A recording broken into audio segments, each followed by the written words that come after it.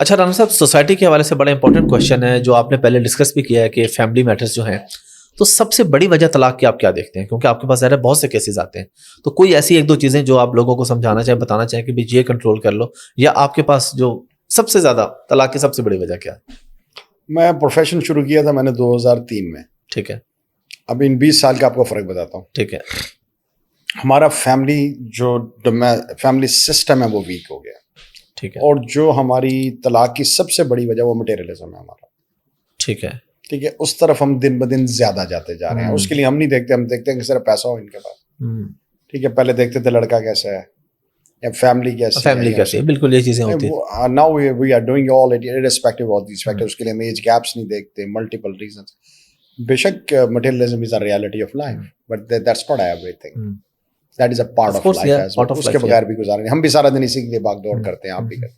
اس کی سب سے اسٹرانگ اور ہماری جو ہے، اس کے علاوہ یہ کہ آہستہ آہستہ ہم ہماری جو باؤنڈنگز ہیں وہ کمزور ہوتی جا رہی ہیں. یہ معاملات ملٹیپل ایشوز ہیں جس کی وجہ سے، مگر اس کا قانون سے کوئی تعلق نہیں، اخلاقیات ہیں.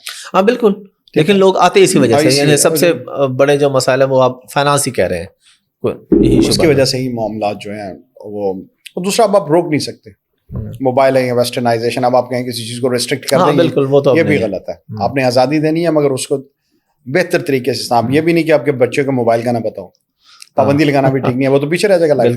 بالکل ٹھیک ہے. پوری دنیا جہاں چل رہی ہے اس کے مطابق چیزوں کو آپ نے آگے لے کے چلنا ہے. اور بہرحال in spite of all that ہمارا آج بھی جو یہ تعداد ہماری ضرور بڑھی ہے، مگر آج بھی ہمارا جو میجورٹی آف دی پیپل ہے وہ وہیں پہ ہیں. آپ بھی اپنے ارد گرد دیکھتے ہیں کہ ہماری فیملیز ہیں، ہمارے سسٹر برادرز ہیں، ہمارے دوست ہیں، وہ ساری انہیں باؤنڈنگس کے مطابق چیزیں جو ہیں آگے لے کے چل رہے ہیں معاملات. اچھا، یہاں پہ آپ سے ایک بات ڈسکس کروں گا. میں نے لاسٹ ٹائم ایک پوڈ کاسٹ کی تھی مفتی طارق مسعود صاحب کے ساتھ، تو وہ کہہ رہے تھے جو عدالت کا خلا کا سسٹم ہے نا، یہ اسلام کے بالکل اگینسٹ ہے اور اسلام اس کو نہیں مانتا.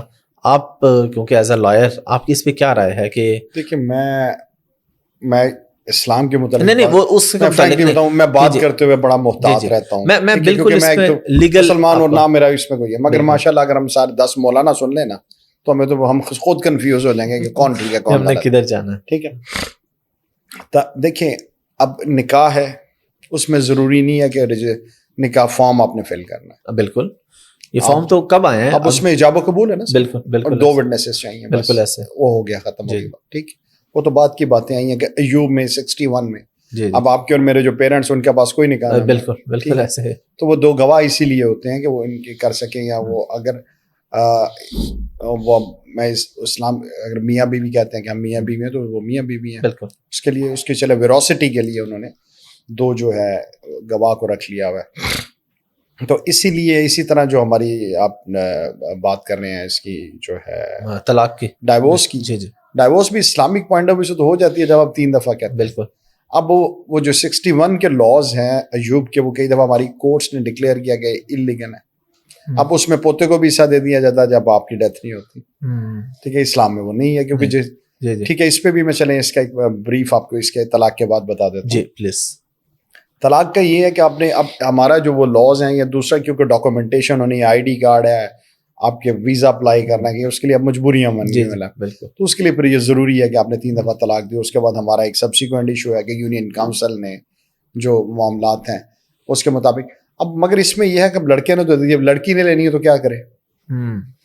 پھر اس نے کورٹ میں ہی جانا نا. اس کے پاس تو اور کوئی راستہ نہیں ہے. اور یہ اجازت تو اس کو اسلام بھی دیتا ہے کہ اس نے جو ہے وہ خلا کا اس کو رائٹ دیتا ہے اسلام کے. اب وہ میں اس چیز پہ بحث نہیں کرتا کہ وہ صحیح کہہ رہے ہیں یا غلط کہہ رہے ہیں، مگر لڑکی کے پاس رائٹ تو ہے نا.